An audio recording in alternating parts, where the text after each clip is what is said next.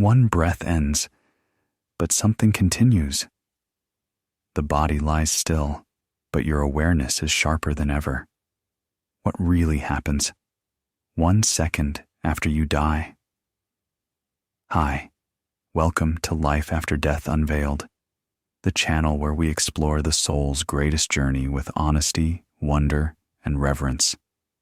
If you've ever paused and asked, is there more?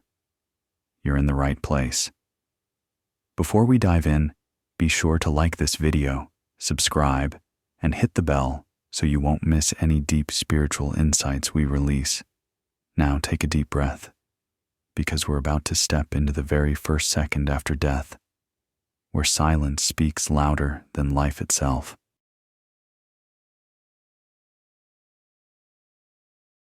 It happens in an instant. Your last breath fades like a quiet wave returning to the sea. Your heart stops, the body no longer moves, but strangely, you are still aware. You're not asleep. You're not gone. You're just not in your body anymore. Many describe this moment as floating, hovering slightly above where their body now rests. They see loved ones rushing in, doctors working, or silence filling the room. But more than the visuals, it's the feeling that surprises them most. It's a sensation of lightness, as if every weight has been lifted. The pain is gone. The fear is gone. And in its place, a deep, still presence, like peace you've never known before. Some people say there's a brief confusion. Wait, am I dead? But that question fades fast because a new awareness begins to unfold. Time doesn't feel linear anymore. Your thoughts feel louder than sound, and everything you see carries energy, meaning. There's no voice speaking out loud, but somehow, deep within, you are no longer bound by time, gravity, or pain. This isn't the end. It's the opening of a door, one that was always there, just waiting for you to notice. And that was just the first second. The body is still, but the soul is in motion. There is a strange lightness, as if you are floating, not just in space, but in a reality that no longer follows earthly rules. You are aware. You are awake. But everything feels so unfamiliar. There is no more pain, no struggle for breath, no weight pressing against the chest. Instead, there's a deep quiet. Not silence, but something beyond silence, as if the entire universe is holding its breath with you. Some souls feel pulled, gently but unmistakably, as if being called forward. Others begin to see a dim glow in the distance, like the soft flicker of a memory.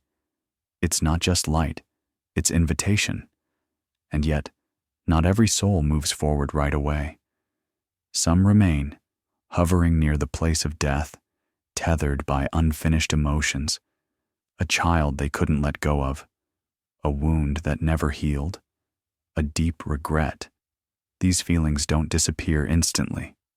They echo, softly at first, then louder, until the soul is ready to let them pass.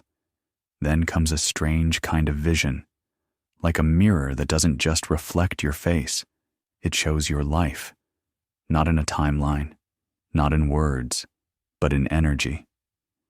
Moments begin to surface. That time you comforted someone, that harsh word you never took back, the love you gave without expecting anything, the pain you carried in silence. And for the first time, you begin to see nothing was ever small, nothing was ever forgotten. This isn't judgment, it's truth, gentle, profound, and unfiltered. And the soul simply feels it all. Something shifts. The space around the soul is no longer just still. It begins to glow. Not a blinding light, but one that feels like home, even if you've never known it before. It is warmth without heat. It is presence without form. And it doesn't speak, but somehow you know what it's saying. You are loved. You were always loved. Many near-death experiences describe this as the appearance of a being of light, a presence so radiant it dissolves fear without a single word. There are no eyes, yet it sees into you. No voice, yet it knows every corner of your soul. This is not a being you see with physical sight. It's something you recognize in the deepest part of yourself. It feels eternal. It feels like truth. And in that moment, you understand. You were never truly alone. Not for a second. For some, this radiant presence is joined by loved ones who have passed on. Not just memories, but conscious, living presences who greet them with joy, laughter, or even tears. Others feel surrounded by guides, ancestors, or a soul family. Familiar, yet beyond this world. But whether you are alone with the light or embraced by those who came before, one thing becomes clear. You are standing at a threshold. There is a choice. It may not be spoken in words, but the soul senses it deeply. Will you move forward, or will you return to finish what was left undone? Some are told it is not yet their time. Some are given glimpses of what lies ahead and decide to go back. Others simply surrender. They walk into the light, and in doing so, they are not lost. They are found in a way that only eternity can explain. There's no warning, no dramatic announcement. It begins silently, like a reel of film unraveling in light. Your entire life begins to play out, but not in the way you expect. You don't just see what you did, you feel what others felt because of you. That moment you smiled at a stranger, you feel the warmth it brought to their lonely day. That time you dismissed someone's pain, you feel the quiet ache they carried afterward. The life review isn't a courtroom. There's no judge, no punishment, no voice saying right or wrong. There is only truth, and the soul's complete awareness of it. You are both participant and observer. You watch your choices ripple across the lives of others. You feel the echoes of your words, your silences, your actions, large and small. And then, you begin to see a deeper pattern. The times you loved without being asked, the times you withheld love out of fear, the missed chances, the silent acts of kindness no one ever noticed. All of it matters, because here, in this sacred space, nothing is forgotten. It's not meant to shame you. It's meant to awaken you. You begin to understand that life was never about achievement, perfection, or control. It was about connection, about consciousness, about how deeply your soul chose to show up for others, for yourself, for love. And that realization, it doesn't break you. It liberates you. Many describe this moment as one of the most emotional parts of the after-death journey, not because they are judged, but because, for the first time, they see themselves clearly, without distortion. This is the soul's first true awakening. And once you've seen your life through the eyes of love, you can never see it the same way again. You've seen your life. You've felt its weight, its wonder, its wounds, and now you stand at a crossroads. There's no map, no road signs, but deep within the soul begins to sense a choice must be made. For some, the path forward is clear. There is a pull, gentle, magnetic, leading toward a higher realm, not a place of reward, but a space of growth, healing, and truth. What some describe as paradise, a realm of light, of rest, or of deeper learning, where the soul continues evolving. But not every soul moves forward. Some feel the need to stay near the earthly realm. They hover in between, not because they're being punished, but because something within them still clings. Unfinished love, unspoken words, guilt that lingers like a shadow. These souls drift through what many call the in-between, subtle planes of energy where clarity slowly unfolds. And then there are those who are sent back, not by force, but by purpose. They return with a jolt, as if pulled through a tunnel of light, slammed back into a body not quite ready.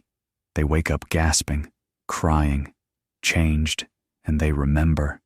These are the ones who bring stories of peace that words can't describe, of visions too vivid to forget. They return not because they failed, but because they were needed. Whether a soul moves on, stays, or returns, it's not about right or wrong. It's about timing. It's about readiness. It's about what the soul came here to do and what it still longs to become. Because death is not a wall. It's a door. And at this threshold, you are free to choose. 1 second after death, and everything changes. But here's the truth. What happens in that moment is not the end. It's the beginning of something vast, beautiful, and beyond comprehension. And knowing that changes how we live. When we understand that the soul continues, that we are more than the body, more than the story we've been told, we begin to live with greater presence. We forgive more easily. We speak our love without waiting. We loosen our grip on things we cannot take with us, because every moment you breathe is not random. It's part of a soul's sacred unfolding. The pain, the joy, the confusion, the stillness, they're not just life experiences. They are invitations to awaken. You begin to see people not as roles, but as souls. You begin to honor your time, not as a countdown, but as a gift. This awareness doesn't remove grief. It doesn't erase fear, but it softens them. It wraps them in meaning. And that is the true power of this knowledge, not to escape death, but to fall deeper in love with life, to realize that every choice, every kindness, every act of presence echoes far beyond what the eye can see. Because if the soul goes on, then so does every impact your soul makes. So, what will you choose to carry forward? What will you leave behind with love? If this video touched your heart, share it with someone you love. Let it be a conversation that brings you closer, not just to each other, but to something eternal. And tell us below in the comments, what do you believe happens after we die? Let's open that doorway together.